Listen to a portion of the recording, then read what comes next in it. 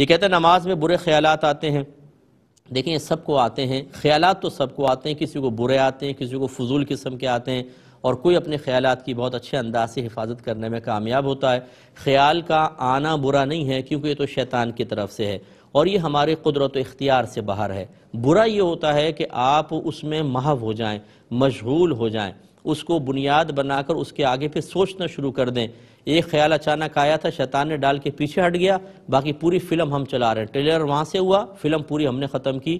یہ غلط چیز ہوتی ہے. خیال اگر آ بھی جائے جھٹک دیں، فوراً مطلب دل میں لاہور پڑھ لیں، کعبۃ اللہ کا تصور لے کر آئیں، اپنی موت کو یاد کریں، جنت دوزخ کا تصور لائیں، میدان محشر کے حساب و کتاب کے بارے میں غور کریں، نبی کریم صلی اللہ علیہ وسلم کے سبز گنبد کا تصور کریں کہ یہ وہ چیزیں ہیں جن کا تعلق دنیا سے نہیں ہے، اور جس چیز کا تعلق دنیا سے نہیں ہے اس کا تصور نماز میں لانا، یہ سمجھ لیں اللہ کی طرف ہی متوجہ ہونا ہے. یا کابرین سے بکثرت ثابت ہے، یہاں ٹائم نہیں ورنہ میں دلائل کے انبار لگا دوں، تو اس لیے کوئی اس میں حرج نہیں ہے.